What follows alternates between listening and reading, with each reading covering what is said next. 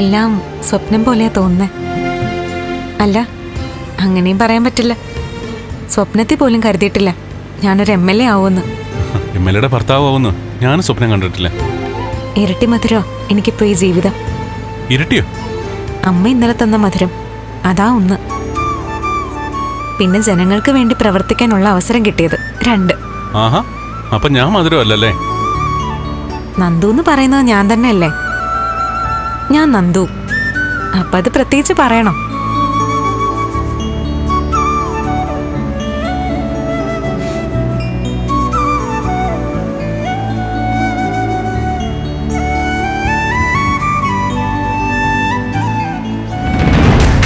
ഏയ് auto auto Nandu.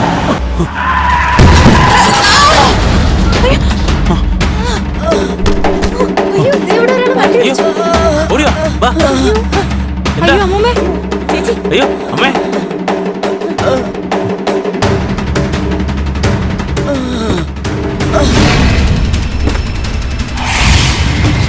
ഈശ്വരാ.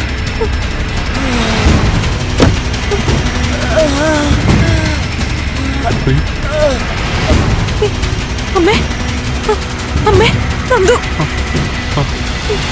അമ്മേ, അമ്മമ്മേ, അമ്മേ, അമ്മേ, അമ്മേ, അമ്മേ, അമ്മേ, അമ്മേ, അമ്മേ, അമ്മേ, അമ്മേ. അമ്മേ. MLA അല്ലേ? എന്തുപറ്റി മാഡം? അത് കണ്ണു തുറക്കുന്നില്ലല്ലോ. അമ്മേ, ഇങ്ങനെ നോക്കിക്കൊണ്ടിരിക്കാതെ ഹോസ്പിറ്റലിൽ കൊണ്ടുപോകേണ്ട പരിപാടി നോക്കണം. നന്ദു, നമുക്ക് പെട്ടെന്ന് ഹോസ്പിറ്റലിൽ കൊണ്ടുപോവാം. ഒന്ന് പിടിച്ചല്ലേ? പിടിച്ചോ.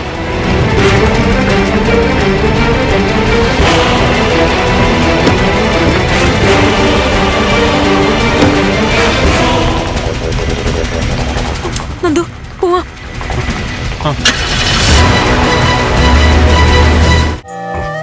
നന്ദന. ആ നന്ദ, നിങ്ങൾ നിയമസഭയിലെത്തിയോ? അച്ഛാ, ഞങ്ങൾ ഹോസ്പിറ്റലാ. ഹോസ്പിറ്റലിലോ? വരുന്ന വഴിക്ക് ഒരു സ്ത്രീ ശ്രദ്ധയില്ലാതെ എടുത്തിയാടി, ഒന്ന് തട്ടി. എന്നിട്ട് എന്തെങ്കിലും പറ്റിയോ? ഏയ്, വലിയ സീരിയസ് ഇഷ്യൂ ഒന്നുമില്ല. പക്ഷെ ബോധം വീണിട്ടില്ല. അയ്യോ, ഇനി സത്യപ്രതിജ്ഞയ്ക്ക് ഒരുപാട് സമയമില്ല. ഇവിടുന്ന് പോരാൻ പറ്റില്ലല്ലോ. ഇവിടെ വേറെ ആരുമില്ല. ദേവി ഒരു ടാക്സിയിൽ അങ്ങോട്ട് വിട്ടാൽ മതിയോ? വേണ്ട, ഒരു കാര്യം ചെയ്യാം. 1-2 പാർട്ടിക്കാരെ അങ്ങോട്ട് അയക്കാം. അവരെത്തിയിട്ട് നിങ്ങൾ പോയാൽ മതി. അച്ഛാ, ഞങ്ങൾ വരാൻ ലേറ്റായ സത്യപ്രതിജ്ഞ. ടെൻഷൻ ആവണ്ട, അവിടുത്തെ കാര്യങ്ങൾ ഞാൻ നോക്കിക്കോളാം. ശരി അച്ഛാ, അച്ഛൻ പറഞ്ഞ പോലെ ചെയ്യാം.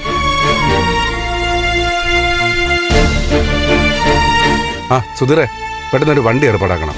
എന്നിട്ടേ നന്ദു, അച്ഛൻ എന്ത് പറഞ്ഞു? അച്ഛൻ പാർട്ടിക്കാരെ ഇങ്ങോട്ട് അയക്കാന്ന് പറഞ്ഞു. അവരാരെങ്കിലും വന്നാലേ നമുക്ക് പോകാൻ പറ്റൂ. സത്യപ്രതിജ്ഞയ്ക്ക് ഒട്ടും വൈകാൻ പാടില്ലെന്ന് വ്യക്തമായി പറഞ്ഞു. ഈശ്വര, ആ സ്ത്രീക്ക് കുഴപ്പമൊന്നും വരാതിരുന്നാ മതിയായിരുന്നു.